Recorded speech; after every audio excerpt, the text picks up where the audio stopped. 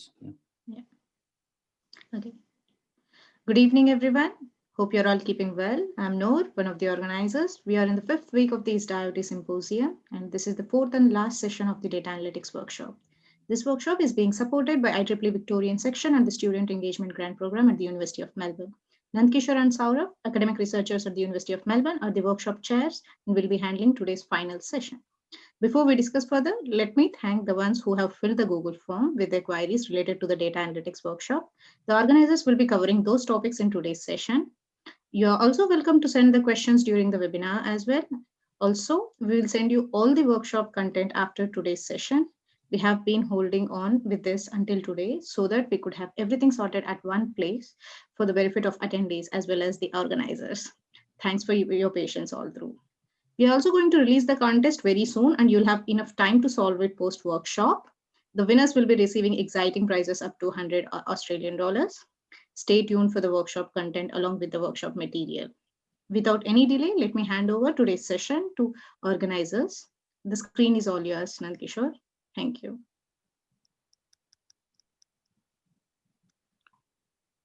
Thank you.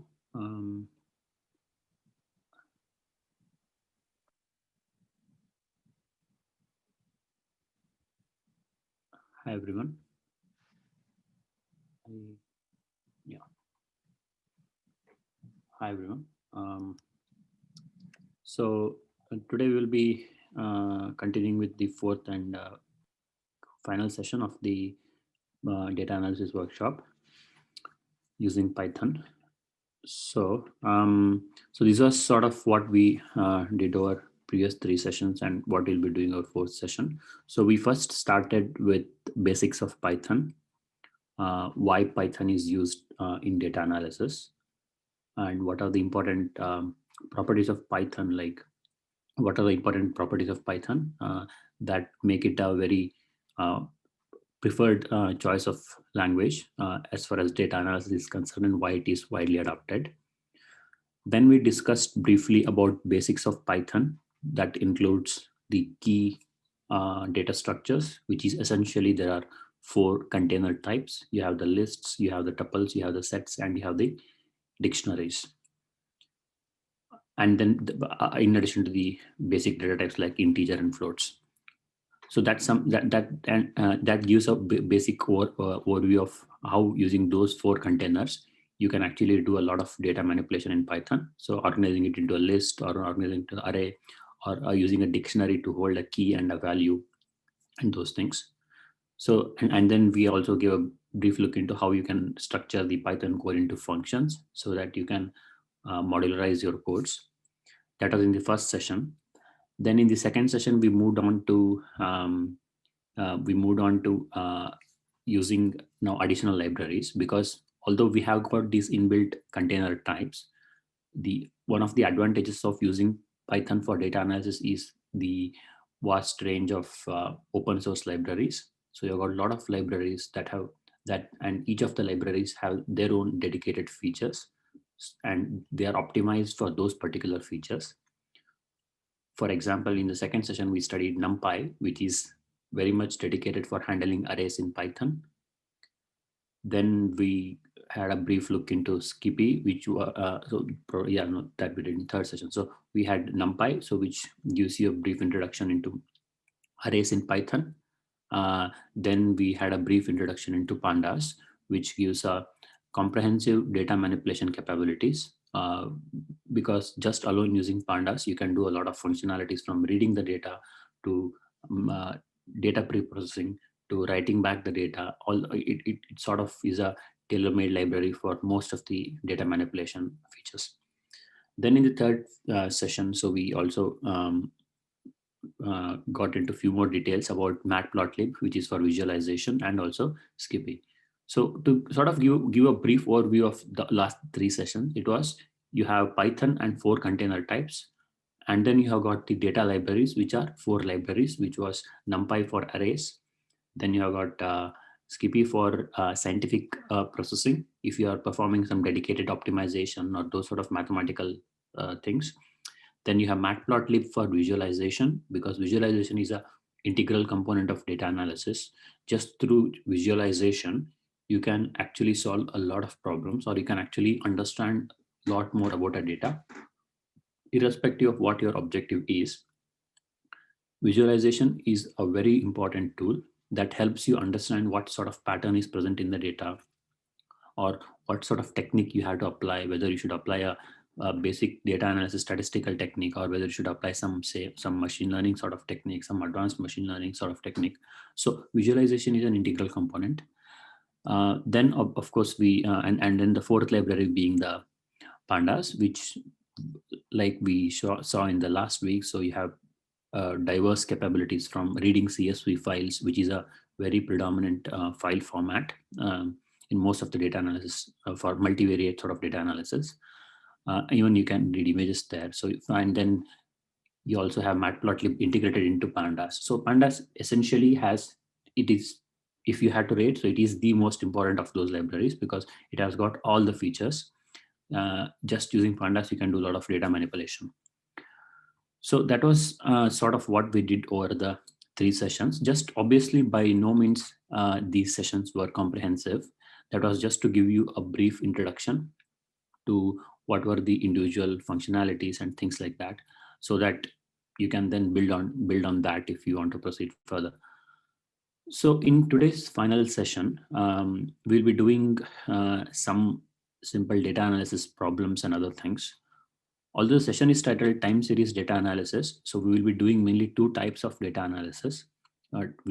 So first is I'll just be giving a brief introduction to sort of using some basics of machine learning or basic mathematical modeling to perform data analysis, and associated library called skitlearn, so which is a machine learning library, like how we had the 4 libraries. So this is the 5th library, which gives you sort of advanced machine learning capabilities. So for example, even like have seen it at many places. So even if you say are applying for a data analysis sort of jobs or whatever, so they're normally, when they mean the basics of data manipulation, normally those 3-4 libraries are considered. And then the associated with skitlearn, it's considered as a advanced sort of data analysis technique, which gives you a lot of machine learning capabilities. That's one thing we will be starting with. That's one aspect of the data analysis. And then the second thing will be, of course, as the title mentions, time series data analysis. So which will be handled by Saurav later in the session. So which would be more like time series analysis and forecasting. So where you how to get a trend of a time series data, and how to handle sort of a lot of these energy related sort of time series data. So how do you get a trend sort of that, and if you want to perform some forecasting or prediction for the future. So those sort of basic analysis, we'll get into that, and we'll conclude this session. Also, we have some the organizers will give you further details. So we have some basic challenge type of thing, like how we did the HackerRank challenge in the first session, and also we have got some exciting prizes that are on offer if you submit them in time. We will tell the detailed timeline towards the end of the session. So as I mentioned in the first session itself, data analysis is nothing but the process of just applying a sort of statistical technique to, some sort of logical or statistical technique to illustrate, condense and recap the data. So it's just organize the data properly and then try to understand whatever you can from the data. That's basically all there is to data analysis. So just properly structure the data, and then does it have any hidden patterns, or does it have any hidden information that you can use to infer some very interesting and useful conclusions. So that helps you to understand the data better, or to understand the reasoning behind the data, or maybe sort of come to some conclusions about future. So again, this lot of application areas. So you can gather data sets from any of these areas, and then you can analyze those data. So the data, as I said, so the data can be a one-dimensional data, it can be a two-dimensional data, or it can be a three-dimensional data. So most of the analysis that we concern in this session would of course restrict to one-dimensional data. We are not going into 2D or 3D data. So 2D data would be essentially images. So that would require, let's say, for example, so this is the reason why I mentioned that why Python is widely used. So if you move on to, so this is the pandas and these are the libraries that we have. Then move on to say libraries like scikit-learn, which is for machine learning. Now, next step would be if you want to analyze images, then there is a very popular library called OpenCV, which you can use and club it with Python for performing imaging operations. OpenCV has got a lot of advanced image analysis algorithms and basic like image feature extractions, those sort of things. So you can use OpenCV and then try to understand that and perform image analysis. So again, as I said, so two components. So one is just brief introduction to the machine learning component, and then second is the time series analytics. So obviously, all of every one of us in the technical field nowadays would have heard of machine learning invariably, and there are a lot of diverse definitions and formulations for machine learning. But what it basically sort of refers to is imparting the learning capability to the machine. That's pretty much there is to machine learning. You are just imparting the learning capability to a computer, or like you're developing a computing algorithm so that it learns from the data, and then and models the data and learns from the data, so that when there is a new data or when there is something you have to explain, it can automatically explain itself. That's pretty much there is to machine learning. So a machine learning, so it's a subset of, say, artificial intelligence. So it's one of the way you can try to impart intelligence to the machine. So when I say machine learning, there are a lot of types of like this thing, but in general, you can sort of divide it into two categories. One is supervised machine learning and another is unsupervised machine learning. Again, there are different categories like reinforcement learning and few others as well. But if you just consider the basics, so you can split the machine learning things into either supervised learning or unsupervised learning. So if I had to give a practical example of the differences between supervised learning and unsupervised learning, say, let us, for example, say you have got some different fruits. So like apple, orange, banana, and other things. Now, what happens in supervised learning is you have the labels. So like you have, say, a basket of 20 fruits, right? Initially, you are given 15 fruits and you will be shown the fruit like, oh, this is apple or this is orange. So you will actually see the fruit and also you'll know the label. So someone will say to you that, okay, look at this and this is how apple looks. Look at this and this is how orange looks. Look at this is how banana looks. So from those, say you're looking at 15 fruits out of the basket. Now you know what an apple looks like, what an orange looks like, what a banana looks like, right? Then you take the other 5 fruits from the basket, and if someone asks you what is this fruit, then you would sort of try to remember from those 15 fruits how an apple looked like or how an orange looked like, and then you will say, okay, this is apple because I know how apple looks like. So, and I know the mapping from a fruit to apple. So yeah, this is apple or this is banana. So you categorize those 5 fruits. So that is basically supervised learning. That is, you have access to the input as well as the output for a subset of the data. So you have the labels, you have the data, so you construct the mapping, and then when you get the new data, you try to predict that label. Oppose that with unsupervised learning. Again, you have the basket of 20 fruits. Now, you are not shown the fruits and then said, instead, it's just, you have to say, close your eyes, right? You have to close your eyes and then you are given the fruit. So then say you'll touch the fruit and somehow you'll feel its texture and other things. And you'll say, okay, probably I'll put this as, say, some fruit 1. Then you'll take the second fruit and again, you'll touch it and everything. You'll sort of try to understand texture. You'll say, okay, this is somewhat similar to the first fruit that I touched. So I'll put it in the same group. Then you'll take the third one. So you'll say, okay, this is somewhat different to the first 2 fruits that I saw. So I'll put it in second class. Now you're blinded to the actual fruits because you can't see that. So you're just indirectly, you're just checking those features. You do not have access to the labels that this fruit is apple, this fruit is banana. So instead, you have to understand that yourself. So that is unsupervised learning, where you do not have access to the prior labels. So as you can see, obviously of the two, supervised learning is relatively easier in the sense that because you already have input and output, it's easier to construct a mapping, whereas you do not have the output thing in unsupervised. So you have to understand the patterns by yourself.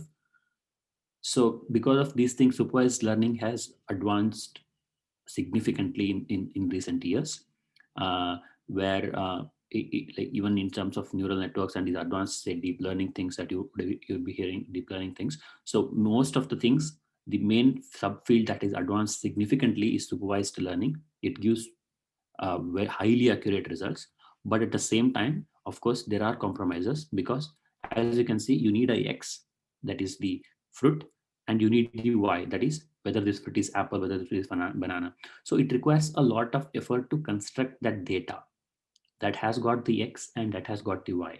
Then you can develop the algorithm.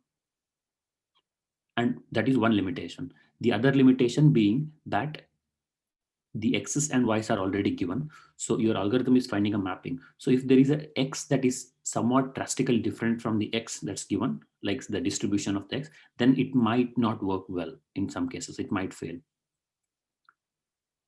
Whereas the advantage of unsupervised learning is you just have the X. You don't have the Y. So one is there is no effort to get that Y. And second is and that is sort of, you could say that is learning in the truest sense, in the sense that just from X, the machine is understanding all the data by itself. There is absolutely no human knowledge required. But because of these same reasons, it's a much harder problem. So that's unsupervised learning. So in supervised learning, so you have got these two key components, so supervised learning and unsupervised learning. Now inside supervised learning, there are again two types of sub problems or objectives, that is classification and regression. So if you sort of refer back to the fruit problem again, how you can differentiate classification and regression is, now you are given the fruits. So this fruit is apple, this fruit is banana. So now given a new fruit, what is this fruit? So you would say either apple or a banana, something.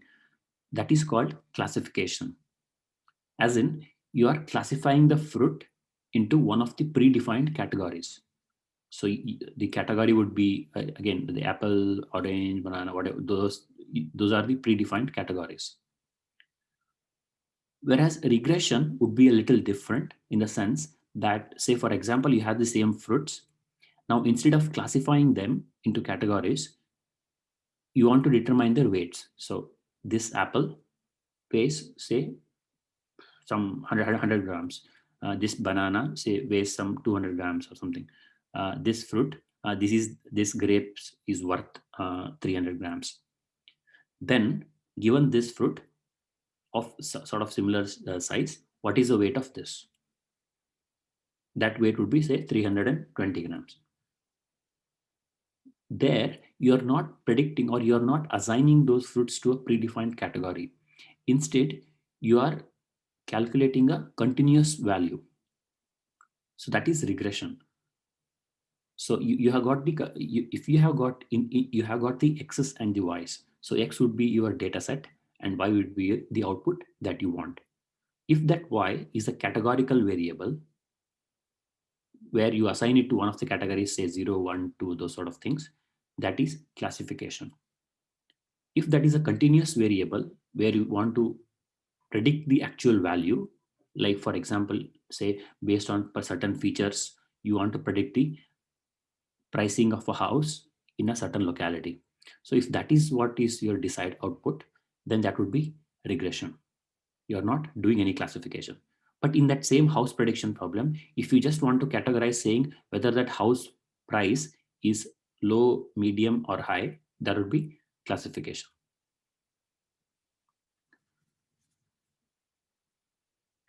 So, so as I said, you have got classification and you have got regression.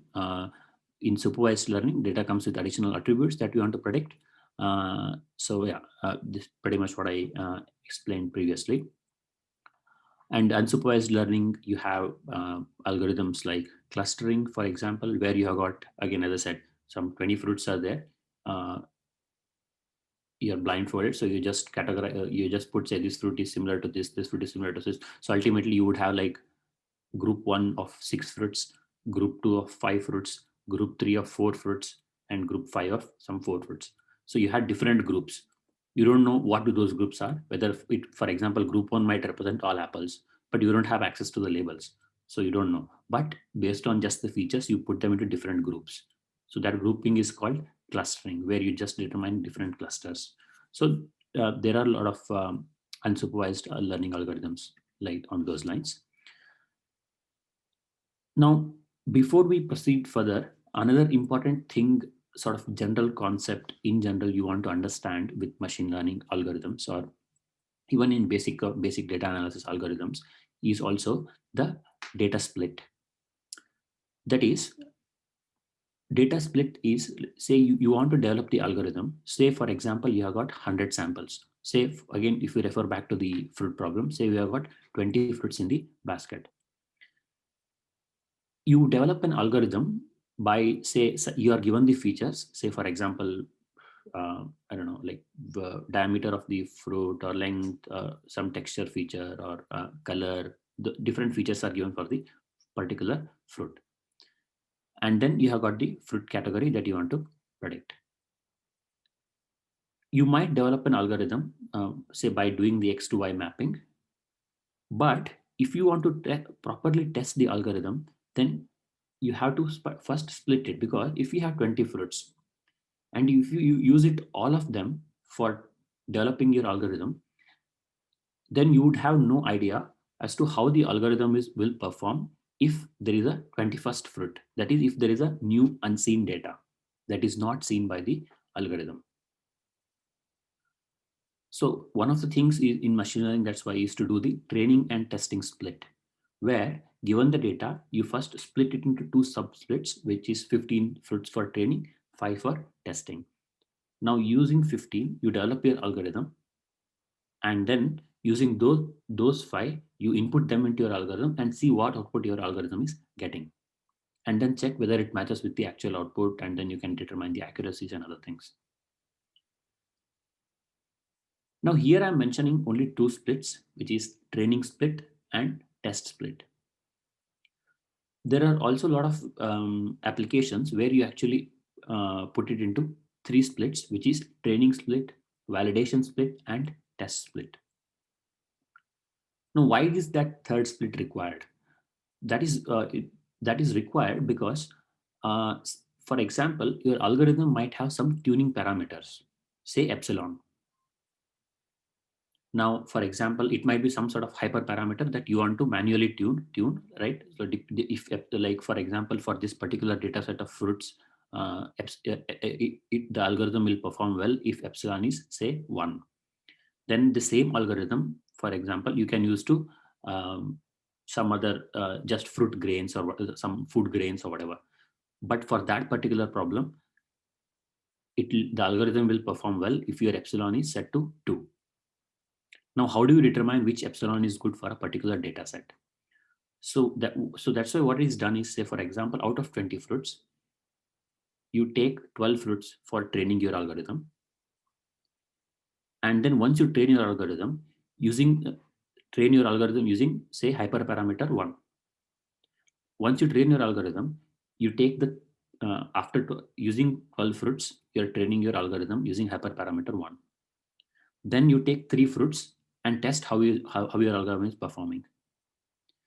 If it is not performing well, then again go back and tweak that parameter epsilon, and again train on the 12 fruits, and again test on the 3 fruits. So you keep doing this in repetition until your algorithm is optimized. Once it is optimized, then you take that test set of 5 fruits and test, and whatever result you have, you show the result. So basically that validation set is required to tune the data set.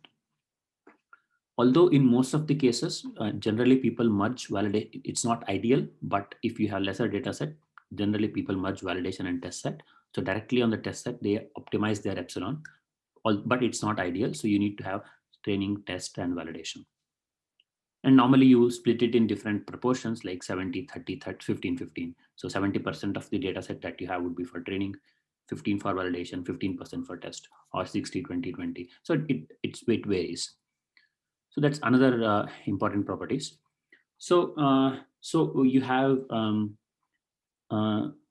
this is the library that is mentioning. So you have got scikit-learn, so which is the widely used machine learning library in Python.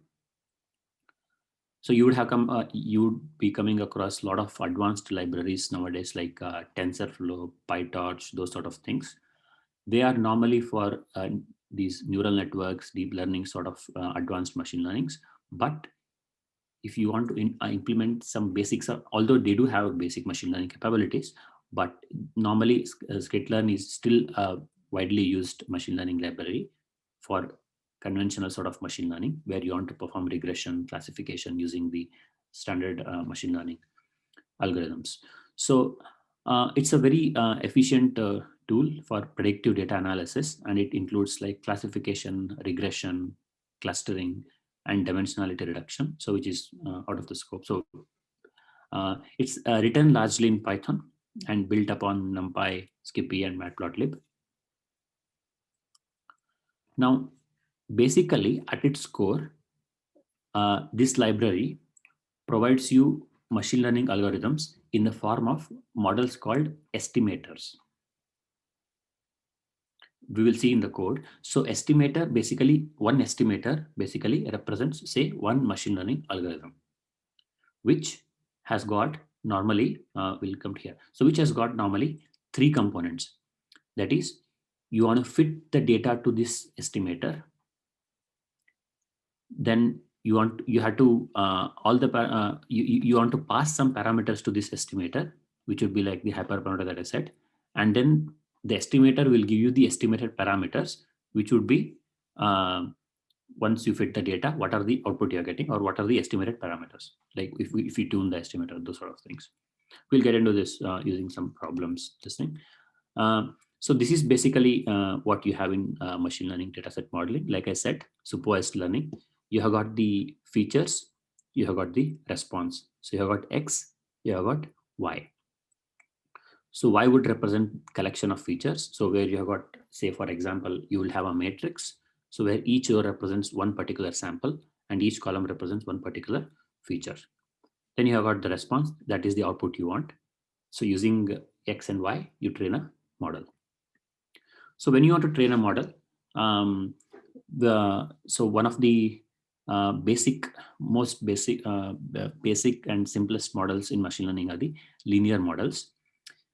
That is, you have got the X, you have got the Y, and you think that there is a linear relationship between X and Y.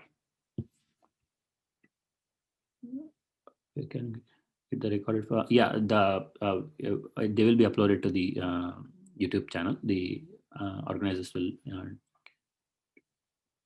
send an email out once we finish the session. So you have got the linear model. So one of the basic thing in machine learning modeling is the linear models, where if you have dataset X and you have dataset Y, and you want to understand, and you know that say the relationship between X and Y can be approximated by a linear relationship, then you can perform linear modeling to fit the data. So we will discuss a linear model for classification and so for a regression. So we should be, so you have got logistic regression is not exactly linear, so because you do apply a nonlinear function there, but yeah, so that is extension of that. So you have got regression. We'll discuss one example, and you have got classification. So let's say linear regression. So which is the most fundamental machine learning algorithm, where if you want to perform regression, like how I said, say you want to determine the fruit weight or some sort of continuous value. So you have got the x's and you have got the y, which is a continuous variable.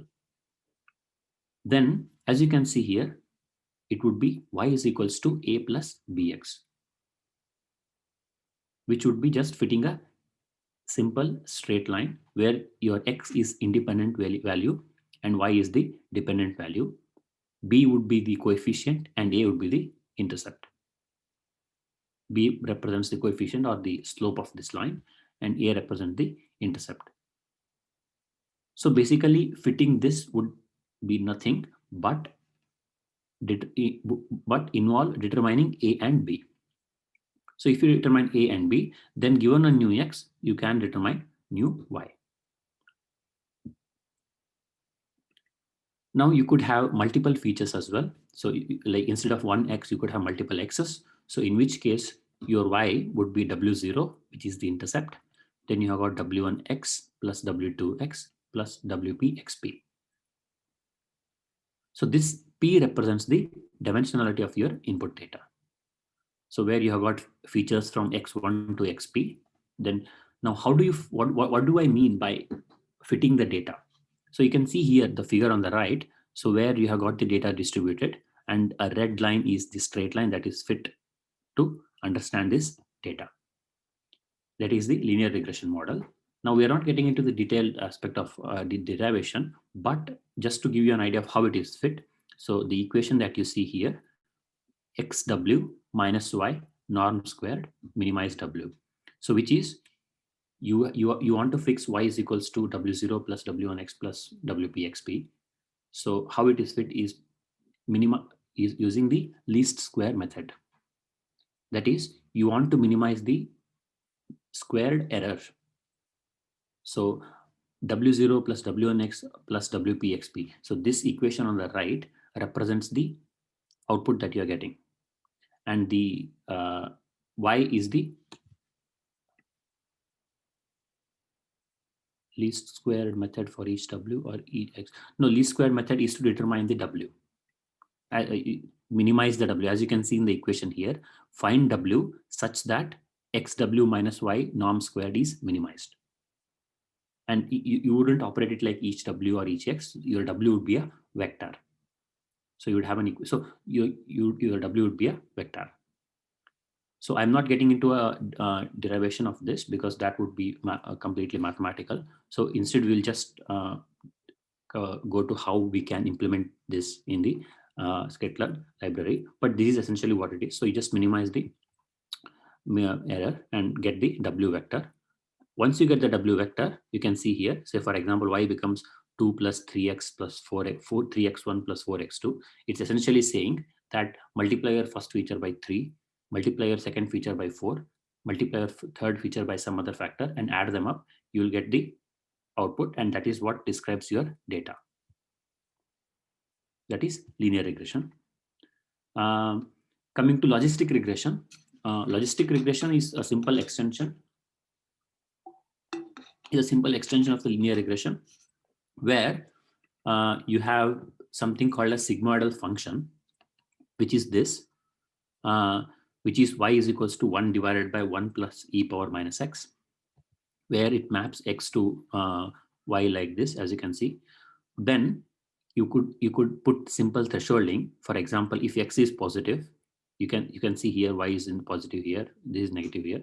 Then you could make it +1 or -1. So it will essentially give you the probability values in the range of 0 to 1. That is how a classification looks like. So for example, as I said, given a fruit, classify whether apple or banana. So it would be nothing but that classification is nothing but assigning a probability. That is, there is a 0.7 probability that it is apple, which means there is a 0.3 probability that it is some rest of the fruit. So you could easily say if the probability is greater than 0.5, make it 1, which means for apple it will be 1 and for the rest of the fruit it will be 0, because the probability is greater than 50%. So you'd have something like this, which is you have the linear regression, right? Which is y is equals to a plus bx. Once you have this y is equals to a plus bx, to this y, you pass it through this sigmoidal function, which is 1 by 1 plus e power minus 5. That will give you the probability. Can the trained models be printed like a curve? I'm not sure exactly for the question, but yeah, you can plot the data. This is how the data trend would look like. You can plot the data. Yeah, we'll get into that. But yeah, I mean, trained models, ultimately for trained models, you will have the parameters, which would be, say, for example, here, y is equals to a plus bx, right? So you trained model is what? That is, you have a and you know b. So if you know a and b, they say it is 2 plus 3x. It is an equation that you can draw. So which means you can definitely print it like this. So here, so this linear regression, you pass through the sigmoidal function and you end up with this logistic regression where you end up with probabilities. So like how we did the minimize least square thing for linear regression, for logistic regression, what you would do is there is something called maximizing the likelihood, or you want to maximize the probability. So you want to maximize the likelihood of this output. Again, we're not getting into that aspect as well, because that would be complete math derivation. So instead, I'll just quickly head to the Google. Where's my Google Chrome?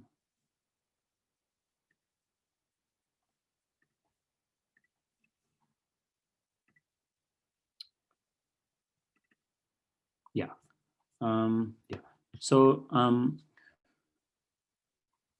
as I said, you have got the data set, collection of data set. It's where you have got the data set X and data set Y. So this is what you have.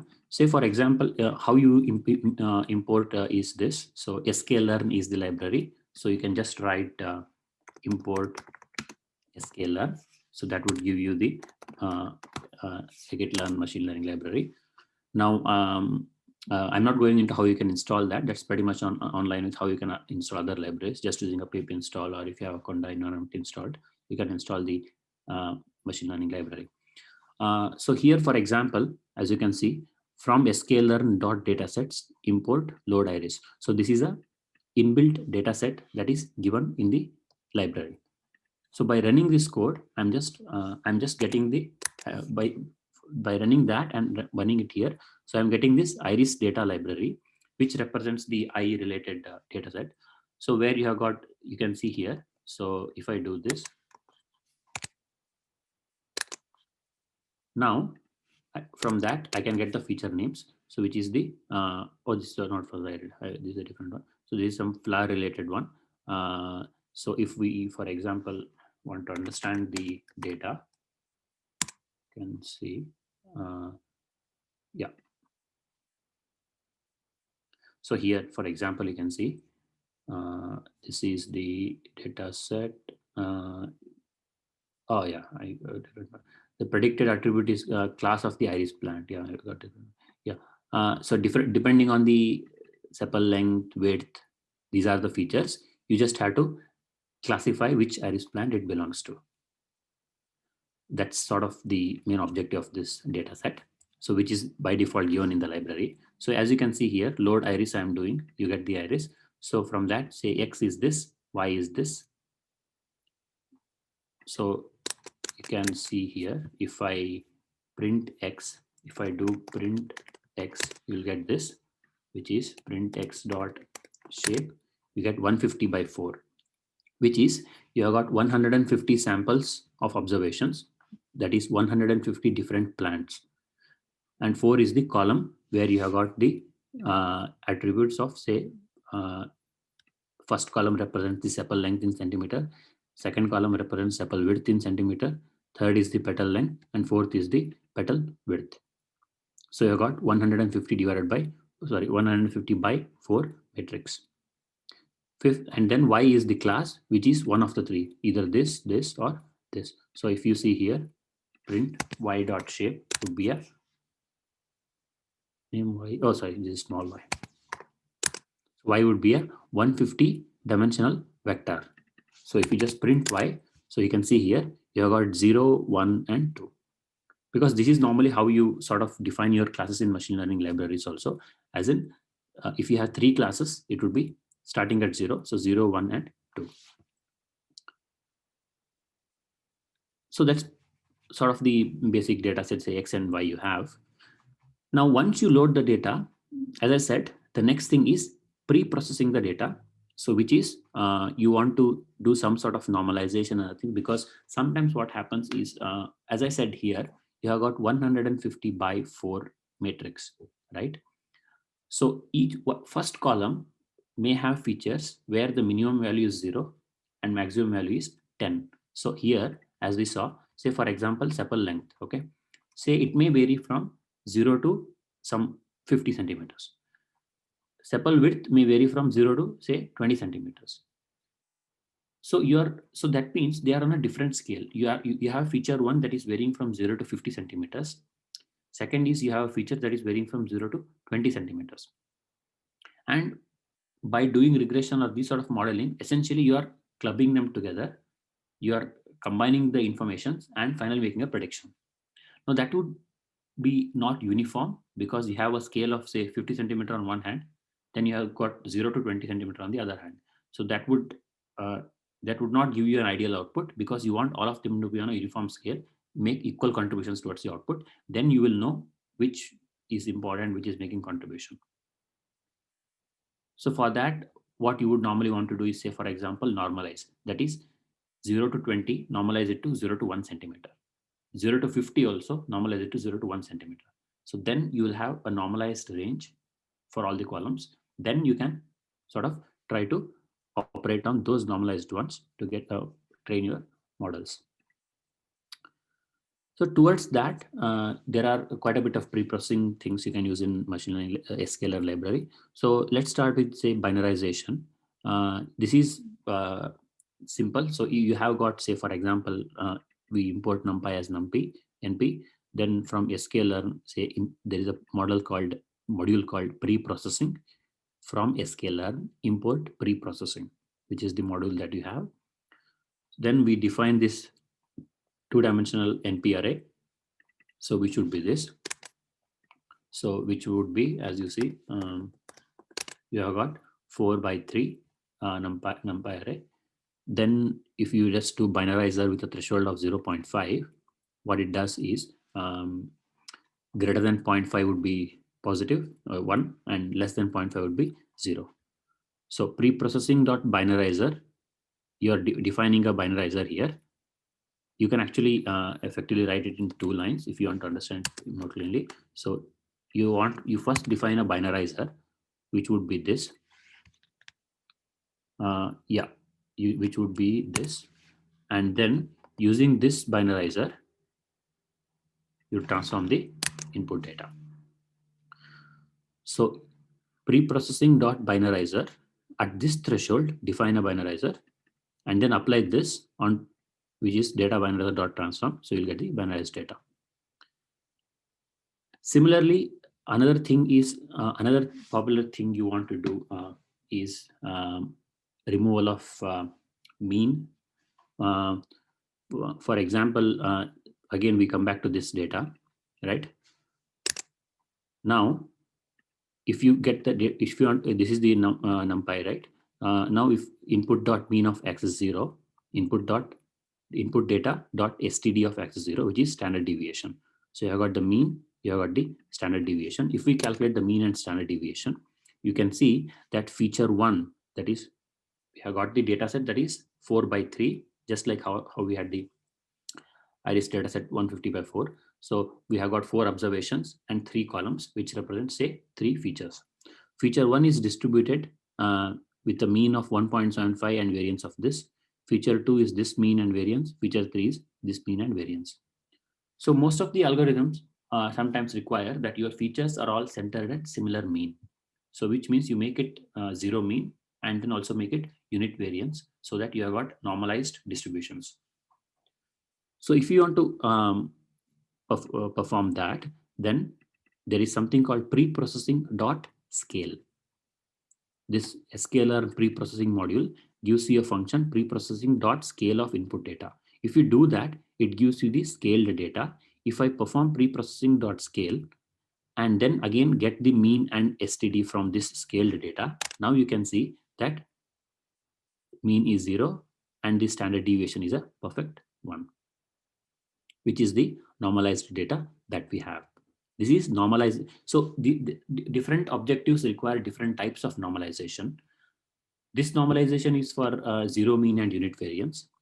You may also want to have, say, a normalization of normalization with respect to min max, as in if you have, for example, 0 to 20 range, then just divide everything by 20.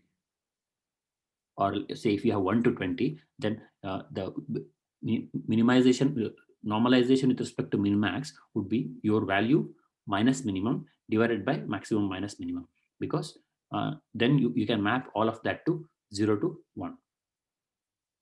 So min max scalar, so same data that we have here. So using that, you can do the min max scalar and then fit transform. So this would be your data. As you can see, this entire matrix is mapped to 0 to 1. So that's one thing. Then you have L1 and L2 normalizations. I'm not getting into that. So which would be norms. So it's like L2 norm is x squared plus y squared, square root of x squared plus y squared. L1 norm is like absolute of x plus y. So that is depending on what sort of normalizations you want. So basic idea of this is the sklearn pre-processing module gives you the ability to perform different types of normalizations. And normalization is a very important pre-processing step before you perform any sort of machine learning computation. Then you have got the, as I said, the train and test split, which I mentioned earlier. You have got, say, for example, we do the load iris here. We have got the X and Y data set, right? So which, as you saw, so X dot shape is 150 by 4 and Y dot shape is 150. Now, in the sklearn model selection module, you have got a functionality called train underscore test underscore split, which if you, when you use, say you see here, train test split X and Y, and I'm saying test size is 0.3, that is 30% devote to test site, test shape. So that will return X train, Y X test, Y train, Y test. So if I run this, you can see here 145 out of, and random state is 1, which means initially you saw when I printed here, if you see, yeah, here 0, 1 and 2. So they are first sum are 0, next one, next are 1, next are 2. Now when you're training a model, you wouldn't want this, because if you split like this, then it's possible that you may end up training your algorithm with zeros and ones, and there is no 2 in your training model. So which means it has no idea what that third category looks like. So what you ideally want to do is shuffle them up and then split it into training and testing. So shuffling is a very important thing. So here random state is 1 given. So which means it has shuffled things and then it's given you. So now if I, for example, if I print by train here, as you can see, this is completely shuffled order. So there is 0, 1, 2 in training, 0, 1, 2 in testing. So let's perform linear regression on a simple data. Let's say, for example, we have the import numpy as np. From that, we are, let's say, use the np linspace function, which gives you the linearly generated sample between 1 and 10,000 at step sizes of 10. And then y would be, say, 2x plus y, some continuous variable. So using that, we are generating x and y, which is some vector like this. So x is 10,000 dimensional vector, y is 10,000 dimensional vector. Now, to this x and y, for example, x could be some feature, right? It's a input feature, which is some varying vector, and y is your output feature. You want to determine y is equals to a plus bx, which is the linear regression thing that we did. So x is given, y is given. You want to determine a and b. So in sklearn, there is a module called linear underscore model. From sklearn.linear underscore model, you import the linear regression function. So if you import that, then you have to define a model called model is linear regression. So if you import this model and then model dot fit this X and this Y. Now what this thing does here is, you can see X dot reshape -1 as we have seen prior as well. So for example, say let's say temp, and then I want to determine print temp dot shape 10,001. So that is because, as you can see here, this is a Python array which doesn't have a second dimension. But this format here, the sklearn library model.fit requires x comma y. X is your input, y is your output. X it requires in the form of a 2D array, because in this case you just have one feature. But like for example, in the iris data set, you had 150 by 4, which is you have got 4 features, which would be a second dimension, and 150 observations, which is your first dimension. So this is the format it requires. So you reshape your X and you reshape your Y. You have your Y. You don't have to reshape that. Just do model.fit. If you do model.fit, it will fit the linear regression model. It will train the model, and now it has determined A and B. Now this model has A and B. Using that model, let's say you want to predict new value, model.predict 1.2. That is, you are given a new value, then what is the new Y? So it would give you the output. Now we had Y is equals to A plus BX, which was our model, where I said B is the coefficient or the slope and A is the intercept. So you can write here model.coefficient, that is B is this, and this is the intercept. So basically, to our data, what the sklearn library linear regression module did was, using the least square regression, that is such that y minus a plus bx whole square, that norm is minimized. It fit that. After going to that fitting process, it obtained a value of a as 2 and b as 5. So our equation now is y is equals to 2 plus 5x. Something, yeah, so you can see here, this is not exactly the 7.4, yeah, 2 plus 5x. So that's one thing. Then you have got the train and test split. As I said, you can do like this. From sklearn model selection, you import train test split. Now whatever x we have, whatever y we have, you train test split into train x, test x, train y, test y, x and y for x and y for training, x and y for testing. Then, as you see here, I am doing the model.fit, which is training, using train x part. So train x, train y, I'm doing model.fit, and then testing. Now I'm not using model.predict here. Instead, I'm using model.score, which, oops, sorry, I have to run this. So which just gives you the regression score on the test set. Let's, for example, if you want to sort of look at the similar example, let's say this is the example we want to look at, which is house price prediction. As I said, say you have got this data. Say if here you have got the data, which is you have got this square feet. What is the size of that? What is the floor? What is the total floor? How many bedrooms are in the house? Living room, how many living rooms and bathrooms? All these features are there.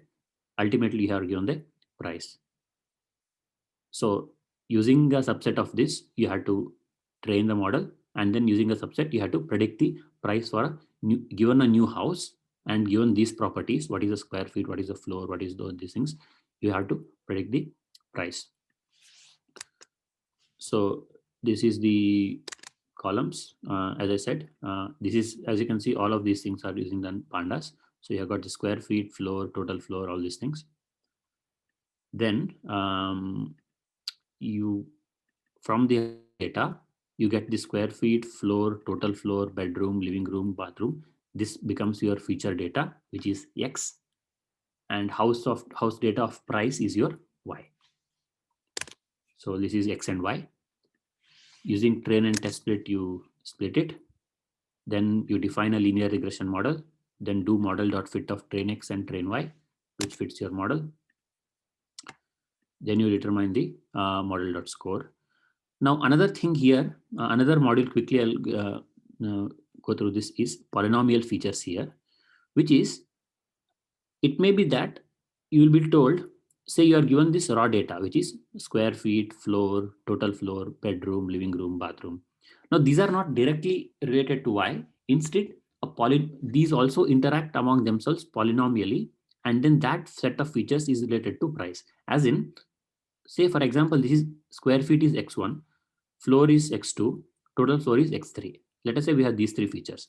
Then Y would be related to these as, say, x1, x2, x3, then x1 squared, x2 squared, x3 squared, x1, x2, x3 multiplication. So like polynomial. So like, for example, you have a quadratic equation, which would be ax squared plus bx plus c. So if that is a thing, then this polynomial feature can be used from a scalar, which is where you have this 2 as the order of the polynomial features of 2. 2 represents the order of your equation, which is 2 means quadratic equation. So instead of directly using this feature underscore data for training your linear regression, you will first pass this feature underscore data through a polynomial feature transform, which is, say, for example, I am defining a polynomial feature of order 2. I get POL, and then POL.fit transform of feature data, I'll get the polynomial degree features. So then polynomial features is not defined. Oh, I have not imported that, I think. Where did I delete something? Oh, I had to import, yeah, sklearn polynomial features. So yeah, so this is the from sklearn.preprocessing, you have to import the polynomial features. So which would be this, say for example, from sklearn.preprocessing, import polynomial features. Then you perform this. So what it does is it gives you the polynomial after going to, it passes the raw data through polynomial functions and gives you the polynomial features. And then you fit that, you use that polynomial data to fit your linear regression model. So that is a say, and then the rest of the things, model.fit, model.score, and other things. So this is as far as linear regression is considered. Then for logistic regression also, you go through the same thing. So from sklearn.linear underscore model, you import, instead of linear regression, you import logistic regression. Then let's say, for example, we go to that iris dataset that we had. So from sklearn.datasets, import load underscore iris. Then I'm loading this data.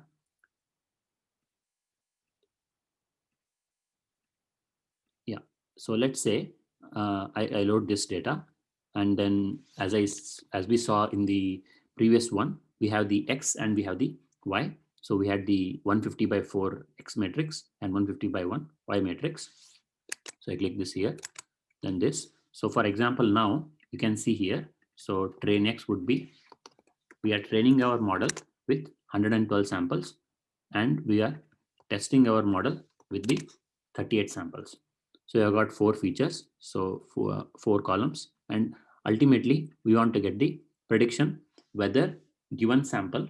So we train on 112 and then test on 38 whether a given sample of 4-dimensional vector, which class of the flower it belongs to, class 0, class 1, or class 2.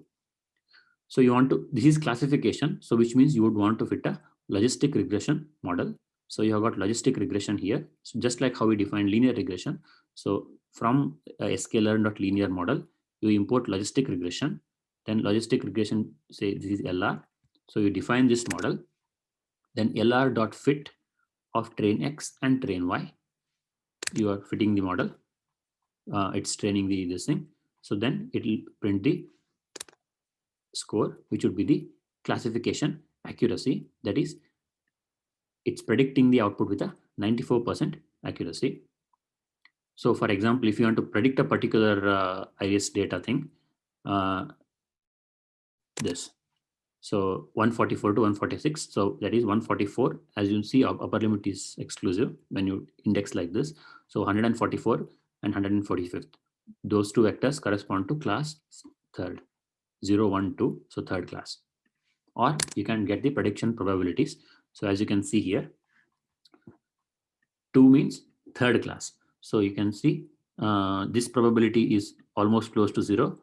This probability is 0.2 and this probability is 0.79. So this has got the highest probability.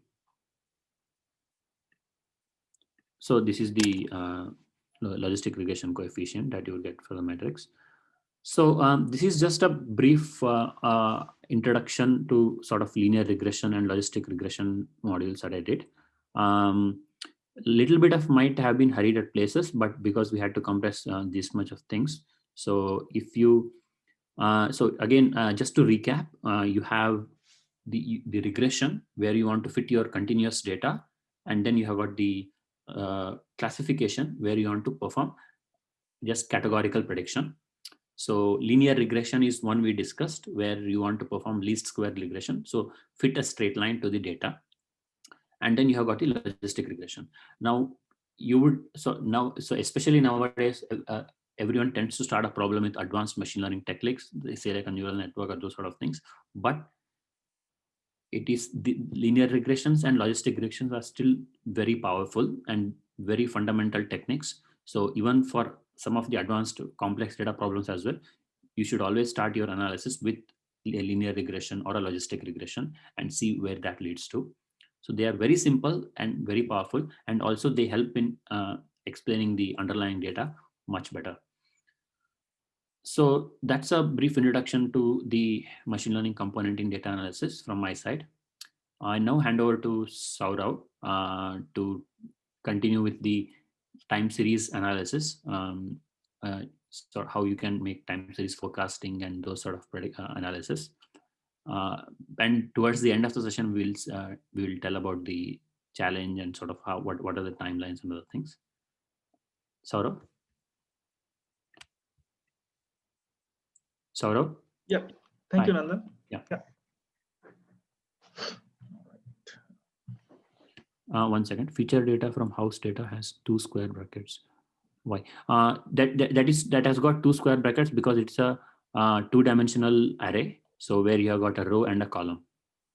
So because feature data is as I said, we had, for example, 150 by 4 matrix, right? So where one row represents one sample and one column represents one particular type of feature, like the petal length, petal width. So it's a 2-dimensional array. So if you have a 2-dimensional array, you would have 2 square brackets, right? So first within that bigger square bracket representing the entire data, and then within that the each square bracket representing one row of the data. Yeah, Saurav, please continue. Okay. Thank you. Okay.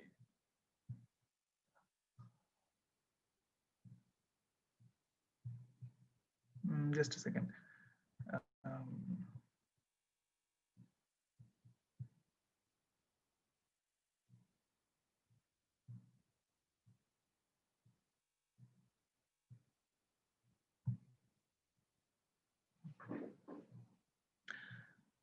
All right. So, I'll discuss some basics about time series analysis in Python.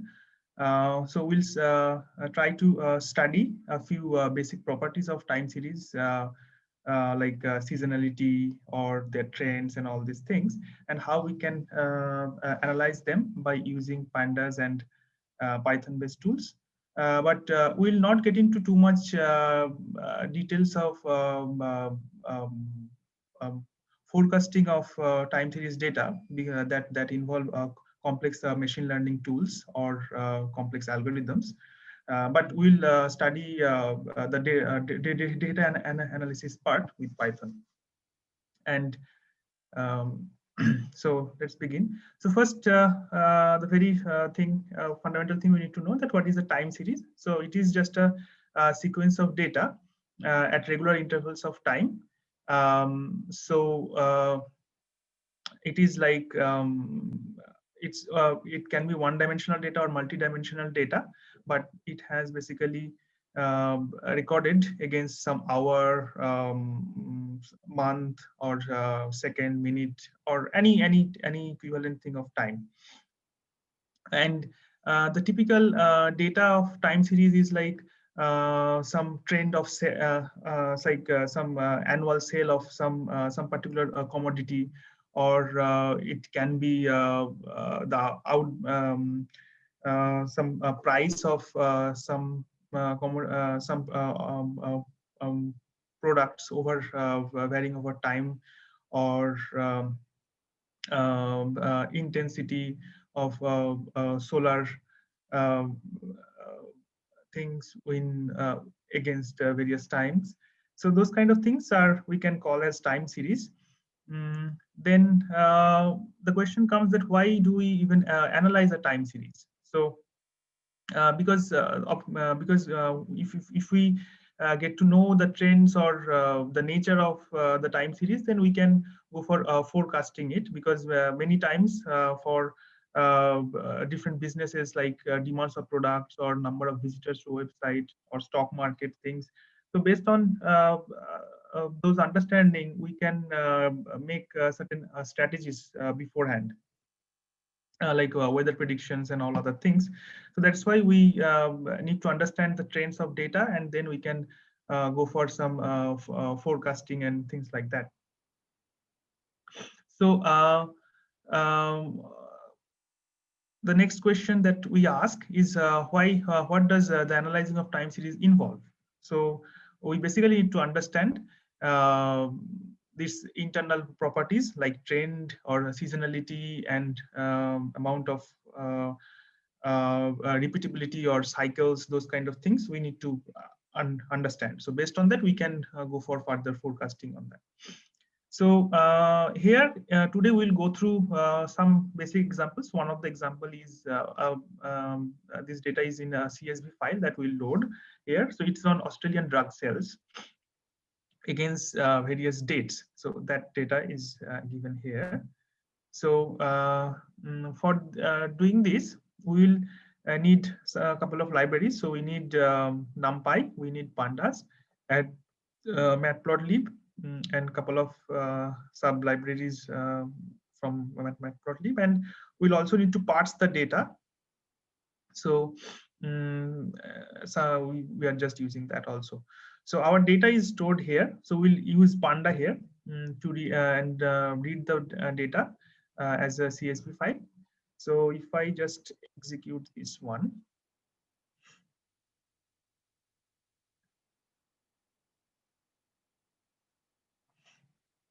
Yeah. So here we see there's the first entry is the date, so which is like year, month, and date format, and then second one is the value. So this is the order in which it is stored, and like because I'm using this head, so we are just seeing the first 5 entries. So this thing is continuing for some time. So this data actually goes from 1991 to 2008. So now we first try to visualize this data. So we are basically going to use plot, but slightly some configurations has been done. So we have just customized certain things like we added the X level, Y level, etc. So these are minor configurations, and but once we run this, so we can see the main data. So right now, the x-axis is just the sequence of data. So these are not given in the form of year, date, or month. So we'll do it in the next block. So first, if we see in this data, so we see that there is a periodic increase here, and suddenly there is a peak, and then it is going down, and again. So gradually, we see it's kind of an exponential growth. Growing that is happening over time. So we can clearly see there are certain repetitive patterns, and we see that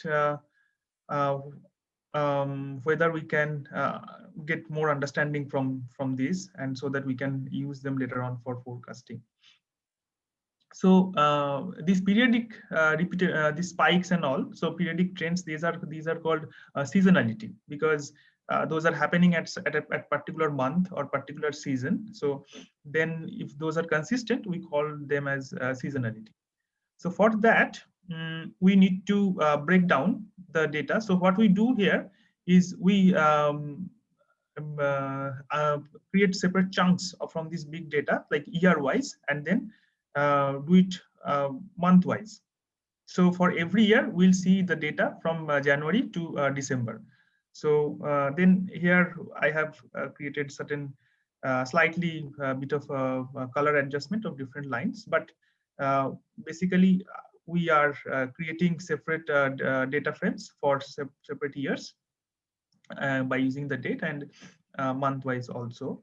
So now if I plot this one, so what we see here, so we are using both side levels, and here as you see that x-axis is going from January, February, March, April up to December, and these values are sorted year wise. So like from 1992 it goes up to 2007, because the starting and ending years are not included here. Because it's like the data is created at the ending point. So the x-axis, left y-axis is the drug sales, and the right one is the year. So if you see that it's actually gradually increasing. So as the year is going on, so we see that at the January there is a sudden peak, and then it's again following gradual growth, not very abrupt. So this is somewhat similar that we see here, but year wise these are decomposed here for better understanding. So so this clearly shows us there is some repeatable pattern in the data.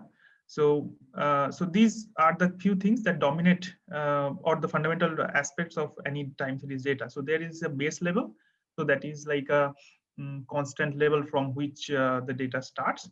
And then there is a trend. So trend means the data is like upwards or downwards. So like this example here, you can see there is an upward trend. So this can be downward also. So we need to figure out that. And then there is a seasonality. So those are like periodic things, and there is, if there can be some error. So basically some noise, you can think. These trends here, here we can see the trend is happening like yearly, but this can be monthly or week or things like that. So let me try. So now I will give you some more examples actually. So this is one example. So these are two other sets of data also, and 2-3 other sets of data. So I'm just importing them and showing you the different types. So the first one here, it's like a trend only data. So over the period, so this is a data of which shows that there is a gradual trend, but there is not much oscillations or any periodic things happening. So this also can be a time series data. There is a seasonal data. So this second one is a sunspot area. So it's like where the sun's intensity, how is happening over various different years. So it is just seasonal. So there is no trend. So it just goes up and down.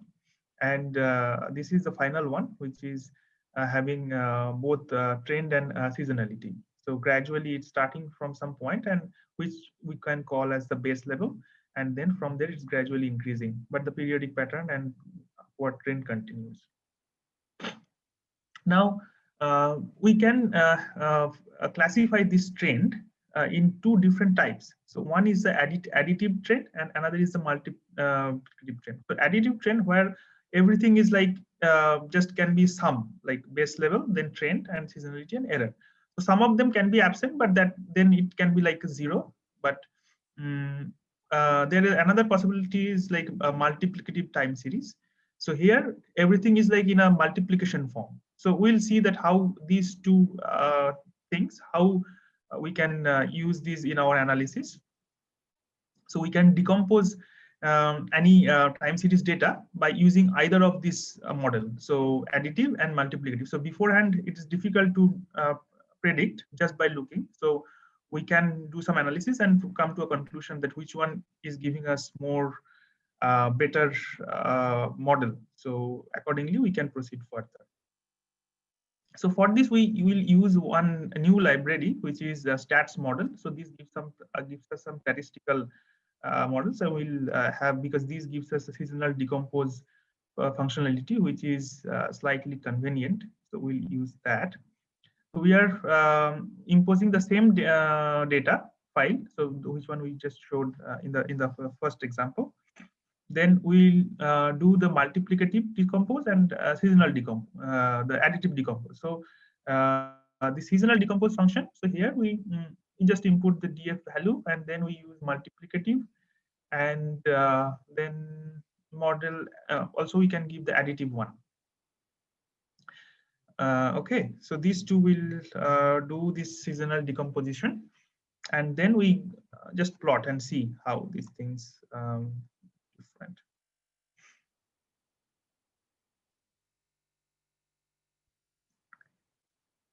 Okay, so first we look at the multiplicative decompose. So this is the main data, that is the observed data. Now the trend is like this. So you can see this is just showing the upward trend. This is just like giving up all the jitters and everything, just going by the basic trend. And then we have the seasonality. So this is like just the periodic ups and downs. So that is extra thing that is coming out. So this looks to be very periodic and repetitive. And then there is a residual data. So which is, these excursions are like just the additional noise, which are present all the time. Okay. Then next we see the additive decompose. So again, we have the same data. The trend also is similar. Seasonality is also similar. So these two parts are same, but the main difference is the residual. So if you just take a look into the residual graphs only. So all right. Okay. So the residual of the multiplicative one and residual of the additive one. So if we just compare these two, we can see that in the additive one, there is still some pattern is left over, like this periodic ups and downs and things are still there in the residual. So this implies that this additive model is not very much perfect or good to use with this particular data.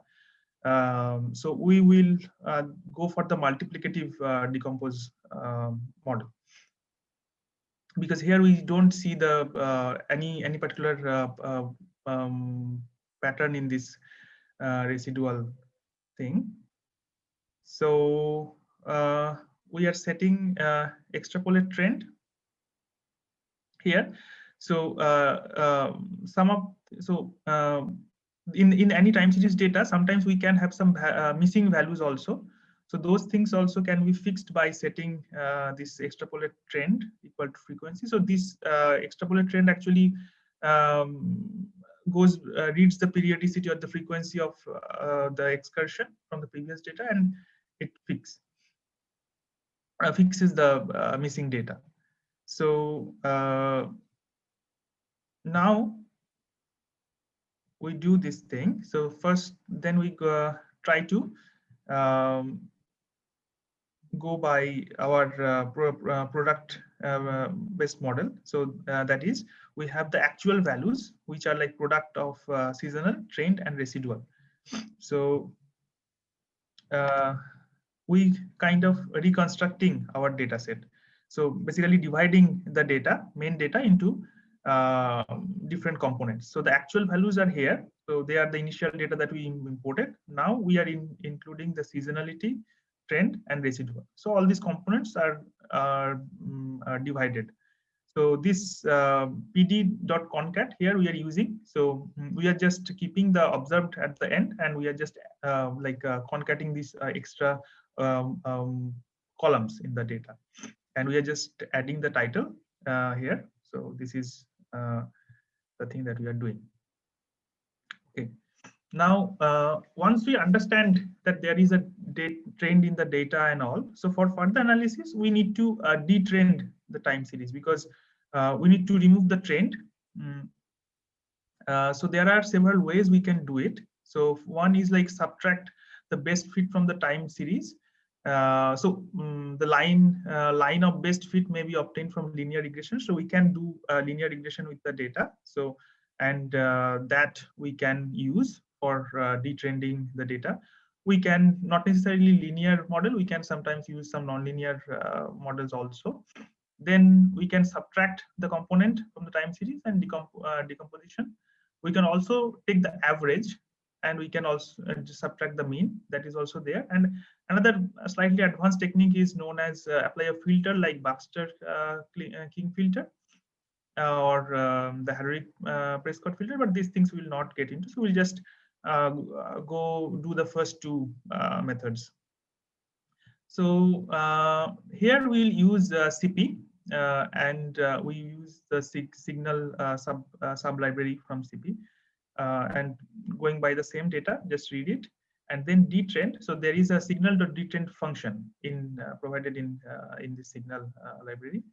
So this thing will do the job. So we don't need to use much efforts here. So here we see that we have done a detrending. So this is just by subtracting the least square feet. So we are seeing some kind of a square type pattern here. We can also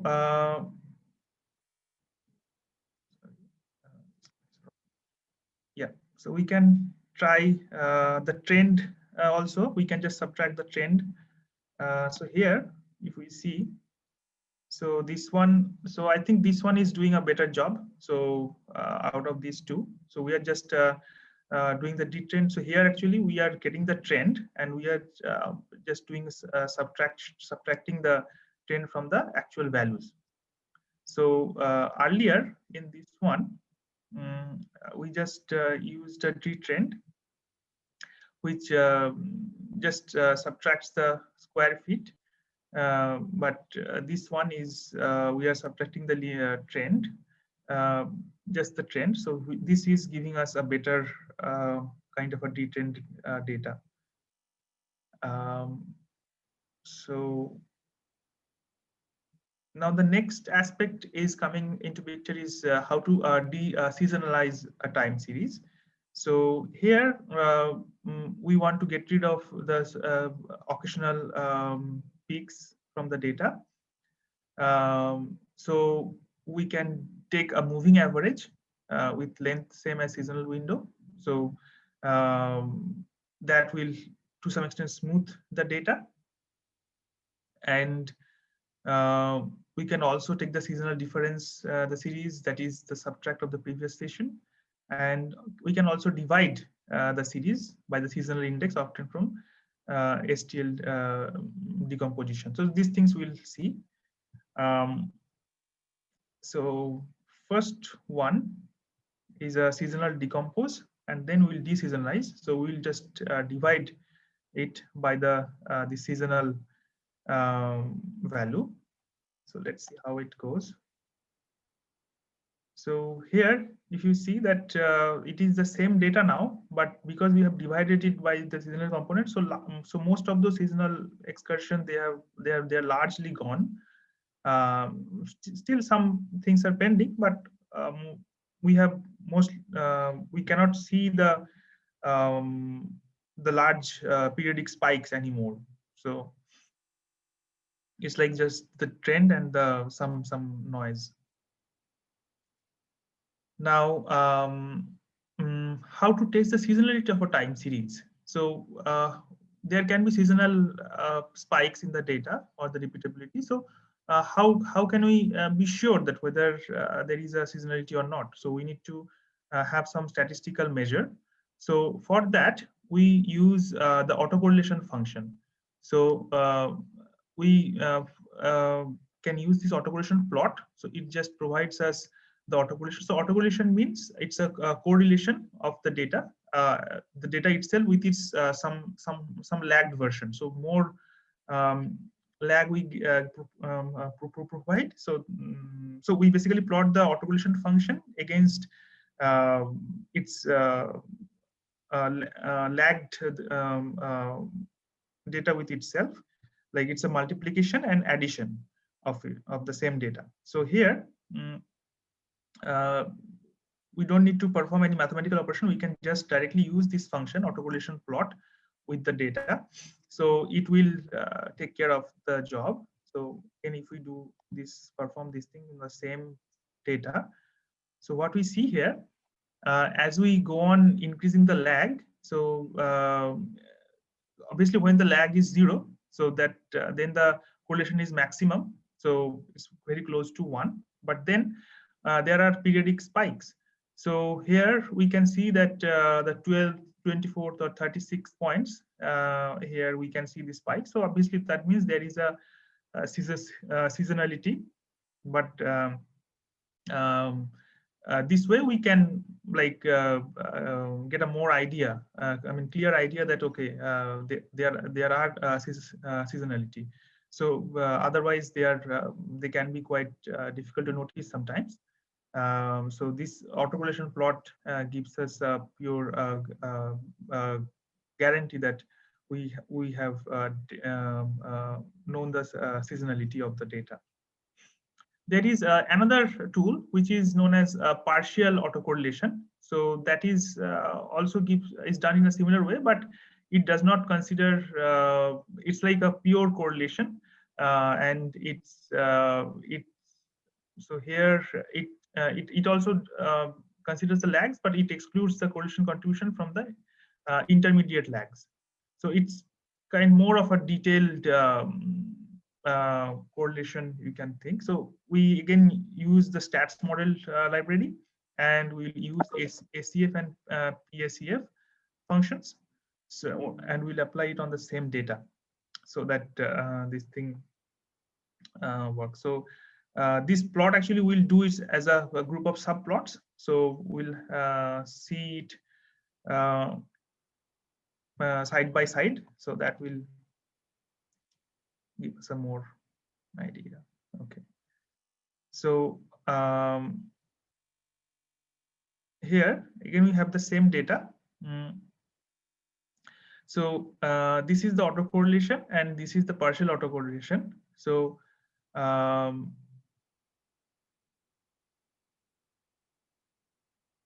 okay. Yeah. So the autocorrelation actually is like gradually going down because there are seasonal spikes. So those things we can clearly see that there is a spike at 12, at 24, 36. So like they're repeating at like every 12 months. But partial autocorrelation is like not somewhat similar. So it is not giving us much information here, but it can be useful with some other data actually.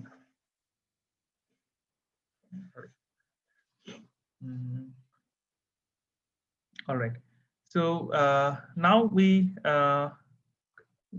do another analysis. So this is like how to estimate the forecastability of a time series. So if we have a time series, so how do we know that whether we can really forecast this data? So we use another tool which is known as approximate entropy. So entropy is like a measure, the measure of information in a data set. So if we have a high amount of entropy, that means there is more variation in the data. So then the regularity and unpredictability of this data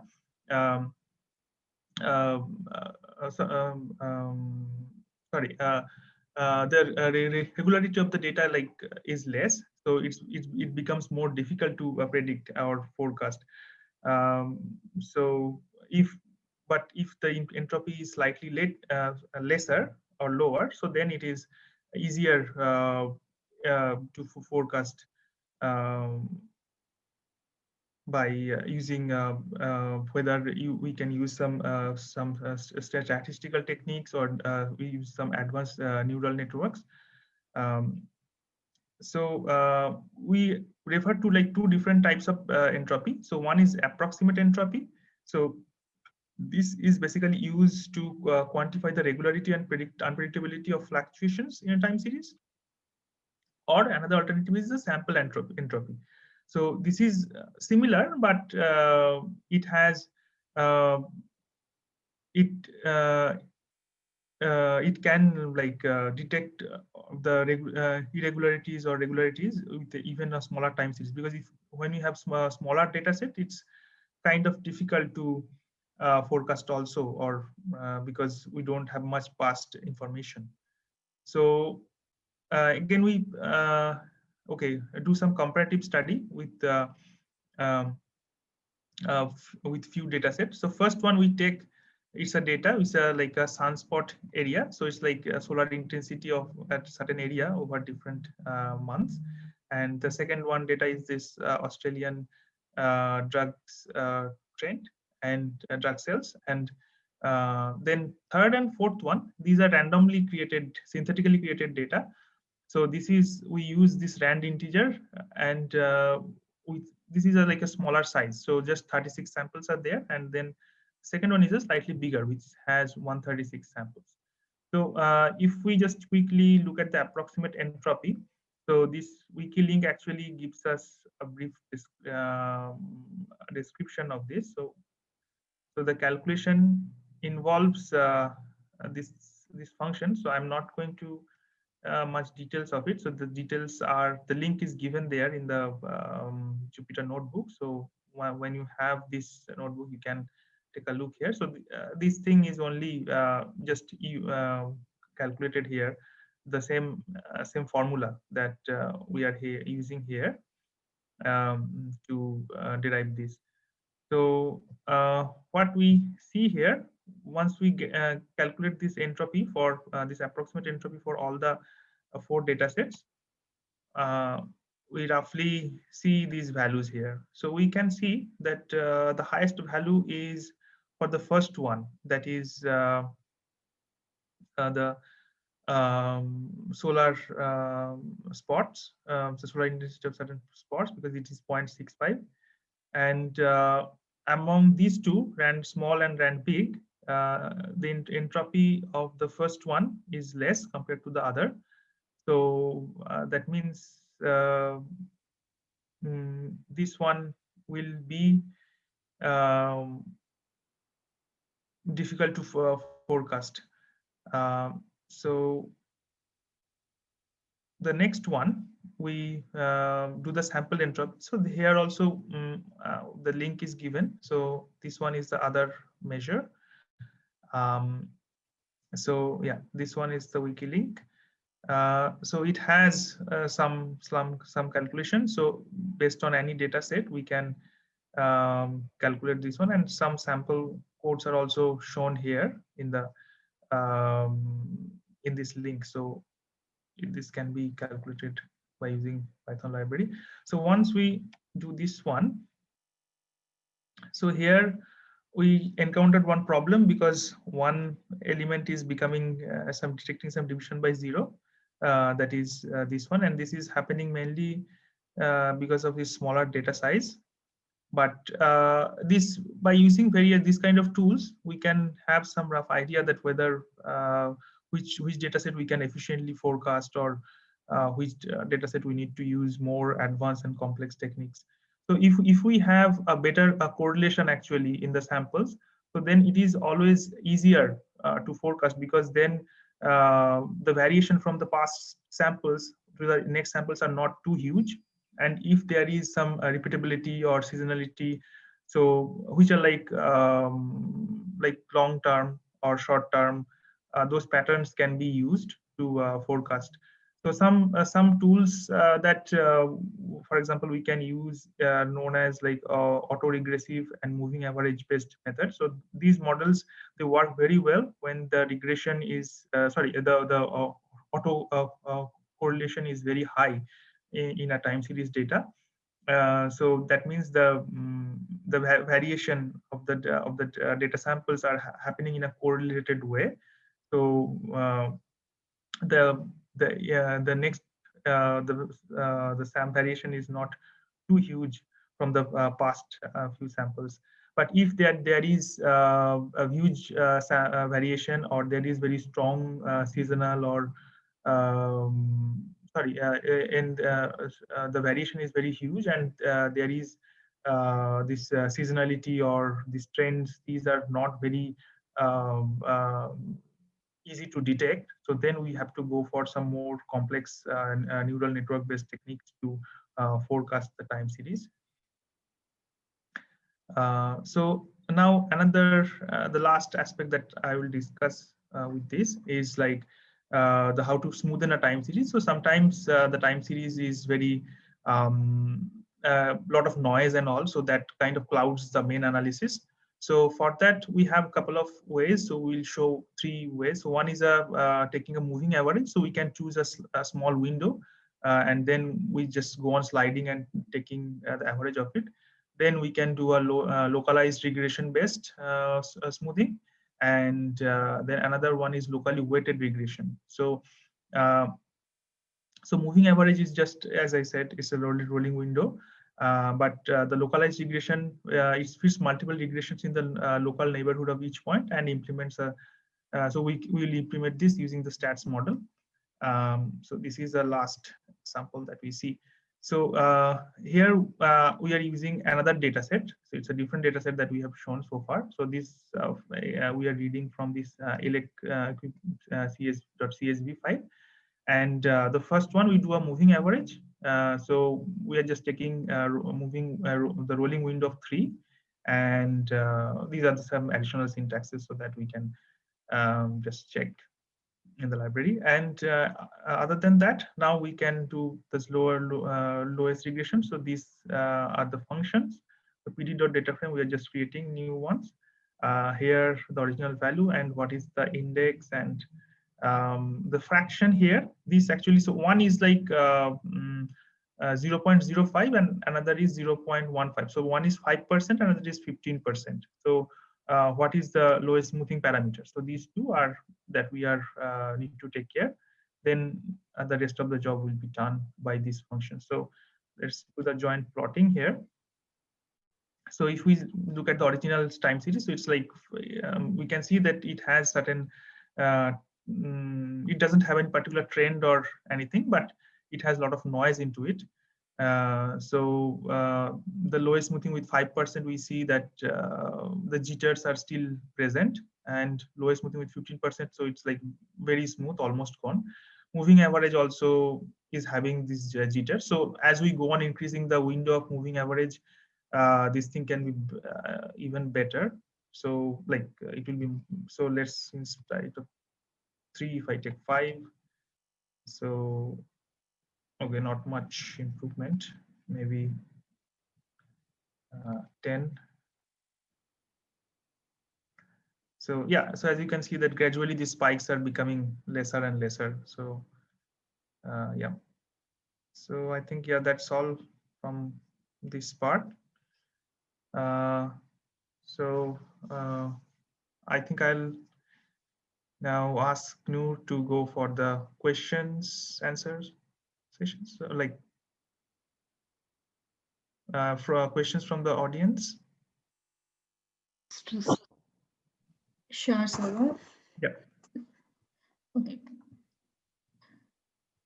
Yeah, thanks for the time series analysis and the trending analysis, Saurav.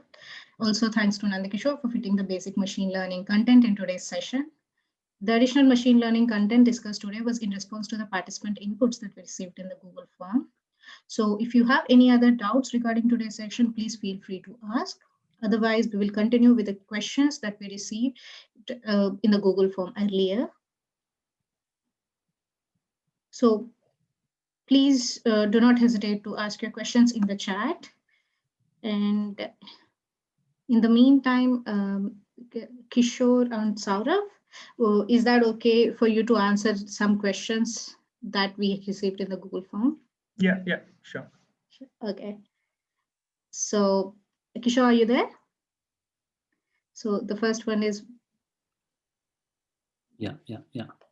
So what does a data analyst do? What are the skills required for a data analytics job in industry? This is more of a general question, I suppose.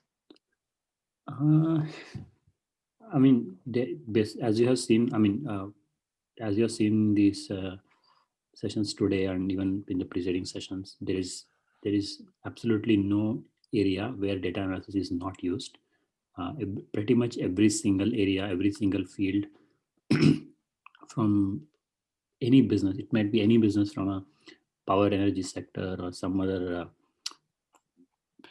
whatever may be the business actually, there is use of data analysis because every industry wants to get on top of the things nowadays, like their own dedicated machine learning models, and then like determine what's they say, like we had analysis like, or during the lockdown, how is the internet going to work, because more people are going to stay home, so that means they might have to have more people, and then so those sort of infrastructure, so that prediction, or other businesses are now post lockdown, how the businesses will cope up, whatever. So yeah, I mean, basically what a data analyst does is just helping the company. So you don't really need to have the domain knowledge of that particular industry, as long as you know your data analysis parts very well.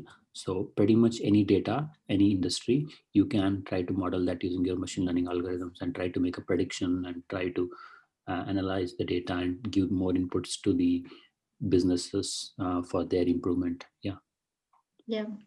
And I agree with that. As far as the skill, as far as the skill is considered, I would say know Python well, and the 3-4 important dictionaries that we discussed, they actually pretty much cover everything. I've seen like some of the interviews and even some of the HackerRank exams that normally companies nowadays, one of the reasons why we also resorted to using HackerRank was because many companies nowadays use HackerRank as a initial selection criteria. So where they send you a set of questions and you need to code that up and submit, and depending on your score, they will call you back for an interview.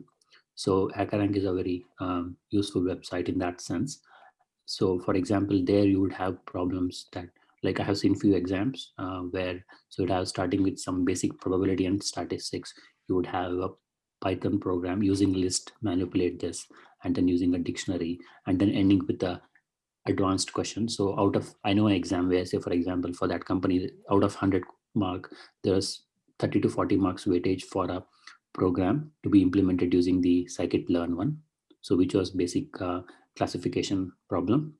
So there are, so again, so whatever we had discussed, that actually it's, while it is not comprehensive, they actually cover a lot of topics and touch upon them that are required for a data analysis. If we just pick those topics and those libraries and just go a little deeper into that and try to understand, then that should hold you in good state for any data analysis jobs.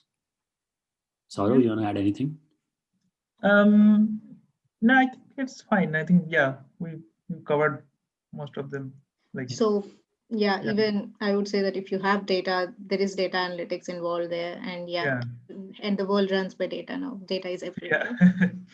Yeah. So the next question here is, any example data analytics applications in COVID-19 context?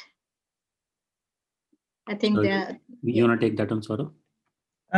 Yeah, actually, we do not have any access to any particular COVID-19 related data. So otherwise, yeah, we could have just shown some analysis. But I mean, it is again a time series data, so we can do some similar analysis, like some regression analysis, or do some bit of like forecasting in like based on, and so based on that we can take the actions. So like I think the governments all across the world are doing the similar thing, because they are observing the existing trend over a moving window, like over like 14 days or 28 days, whatever. So based on that, they are making up a projection that in next few days, how can it be? So based on that, they are like using the lockdowns and all other measures. So based on this time series analysis only. But yeah, unfortunately, we don't have any data for that. So yeah, so there are a lot of applications. So for example, one is like how Saurabh mentioned, time series analysis. And then you also have like nowadays, so the one is the modeling. So what are the projections are going to be for the cases and other things? How, for example, lockdown is going. I mean, actually, I mean, it's not a good thing, but I'm saying because of the COVID-19 and a lot of the things that going around, there are actually a lot of these new frontiers opened up, because now because of lockdown, how the economy is affected, how is it going to affect other fields, and how like so, and then you it would be very interesting. So even in the disease testing also, so like in some countries they are using something called pool testing. So where, for example, instead of if you want to test a large scale population and you can't test at an individual level, so instead, say if you want to test in a particular area and you fear that there is a lot of disease outbreak, so instead of one sample, you could actually pull up all the 100 samples, test that, and then if anything is positive, then do more testing hierarchically there. So those actually there are a lot of, even in the testing side as well, there are a lot of machine learning things that has been used to significantly sort of improve the speed and the efficiency. So yeah, I mean, yeah, that's there were quite a bit of applications.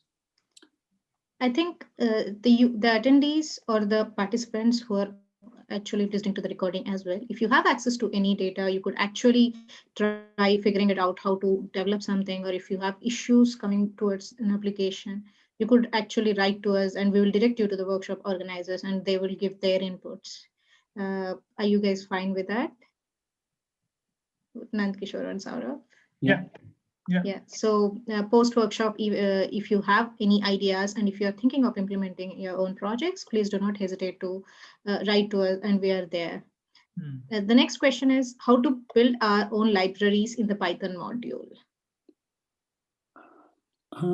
This is an advanced question. So so obviously that is sort of not because we already have enough libraries that are sufficient to do some basic to moderate advanced data analysis. So unless you really need particular sort of functions for yourself, then you can write. So like how if we remember, if you go back to the first session, where we had that if main then execute this, otherwise this Python file will act as a module.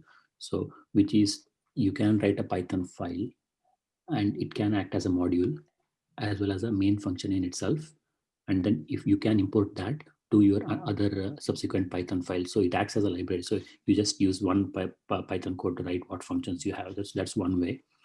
Then there are also ways where you actually can write your libraries in C and C++.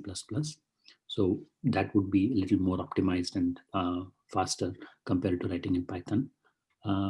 We could send along few links with the materials if you are interested in that sort of thing. Yeah. Do you want to add something to this, Saurabh? No, yeah, I think I'll. Yeah, sure. So maybe I'll give you the next question then. I like to do a GUI for analyzing the data real time. Can you suggest some leads for that? Okay. It's more of Python software. Python, yeah. Okay. I can take that one. So there is I have actually used one library. So there's one library called, so actually, let me just quickly share my screen. It's Google Chrome. Yeah, I just typed it here. So this one, not this. Yeah. So this Qt is actually a software development, this thing. So which is a very integrated software platform. And while you won't be using this, there is a cross-platform version called PyQt. So which is a very popular Python binding for the Qt cross-platform. So Qt is basically a C++ framework, and PyQt provides you the Python binding for that Qt. So it's a very useful, very efficient. I have used that myself. So using PyQt, you can actually develop very good interactive applications for your Python codes. So if you want to have some simple applications or graphical interfaces to demonstrate your code, and yeah, again, like for example, like for a COVID-19 application or for anything. So if you want to have an interactive sort of application, then I would start with PyQt. It's a very useful library. Okay, so there is something called Tinker, right?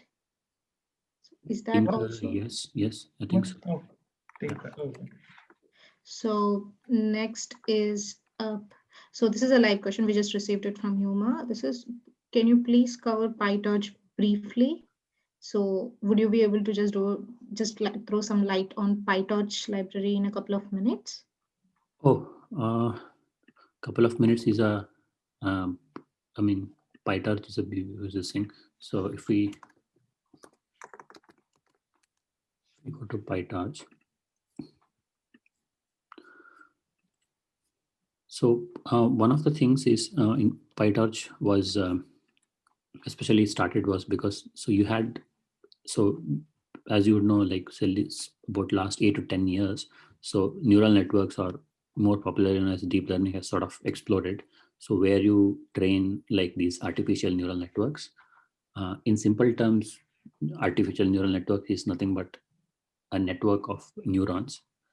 In turn, that neuron is nothing but a simple computing unit, which is, for example, say that computing neuron implements say y is equals to ax plus b, where a is the weight, you multiply input feature x with a, and then you add it by x by b. And then this ax plus b is passed through a nonlinear function. That nonlinear function can be the logistic function that we discussed. So you have got say y is equals to f of ax plus b. So that is one single computing unit. Like that, you will have thousands and thousands of computing units that are interconnected and then organized into layers. So you'll have like layer 1, layer 2, that sort of thing. So where when you pass the raw data, layer 1 extracts some simple level features. Then, for example, if you're passing an image, layer 1 will identify, say, horizontal edges in the image, vertical edges in the image, things like that. Then when you pass it through layer 2, it will get a better picture. So it will say some other portions. Ultimately, say layer 10 will extract advanced features, as in if you have, for example, bike or a human present in the image, then the layer 10 will be extracting advanced features like how the nose relates to eye, that sort of thing. So it's, as the layer advances, it's hierarchically organized, it extracts complex features. Then again, as in supervised learning, when you have an X and a Y, how do you train? So you input X to the neural network, you get the Y. Then there are algorithms like gradient descent, which sort of train. So you send the X to the network, randomly initialize, send the X to the network, get Y, and then back propagate it, send it back, and what is the error? So that algorithm is required. So there are a lot of functionalities that are required for a neural network. How do you define a layer? How do you organize the layer? How do you implement the gradient descent? How do you optimize that? How do you optimize the hyperparameter? So all of these functionalities are collected into a library. And initially there was a library called Theano, which was started. Then TensorFlow is the one that took off very widely. But sort of a disadvantage of TensorFlow was you had to sort of, it's hard to explain it right now in brief time, but it used to sort of work in these 2 stages. It works in 2 stages where you first need to build the code or graph and then execute it. So while you're building the code, it's very difficult to execute any code or check the errors, like how we did in the Jupyter, for example, just run that particular line and see whether it is working. You can't do that in TensorFlow. You first had to build a graph that is static and then run it, which is dynamic. So that is difficult. So to overcome all these problems, PyTorch was implemented, which was just an extension of an earlier library called Torch. So PyTorch basically works mainly built on around the NumPy library. So just how you have a NumPy library, you have got NumPy array. Like that, you have got a torch array, which is a torch tensor array. So using which you can very efficiently convert between NumPy and torch. So they sort of run parallelly. So you just have the NumPy, convert it into a torch tensor, then use that to sort of build your neural network layers, perform those computations. So yeah, I mean, that's pretty much the... It can also be used for this distributed training, because these days this federated learning things are coming. So like distributed nodes, they have localized information, and like you train. So those things can be implemented using Python. True. Yeah. Yeah. Distributed learning, local learning, depending on how you want to go. Yeah. All right. Those are the questions. And do you have anything to add for the attendees? No, pretty much. I think. Yeah. Again, as Okay. I mentioned, whatever we have covered, that actually is sort of covers most of the topics. Again, not comprehensive, but yeah. if you just use those topics and get deeper into the whatever aspects you require, that should give you some good introduction and good overview of what data analysis is about. All right. Thanks to the wonderful audience and the workshop organizers. It is a great pleasure for the IOT team and University of Melbourne student branch to organize this workshop. We have shared the previous session recordings in the chat window today already. We'll send you the email with course content and contest before this weekend. And that's about the workshop, and we are ending the workshop today. But having said that, we have technical talks from Tuesday to Thursday going forward. The next talk is on Tuesday, 3rd November at 5 p.m. by Professor Greg Adamson from University of Melbourne on the topic IoT and the myth of measurement.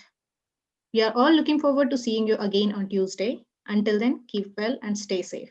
See you all. Thank you. Okay. Thank you.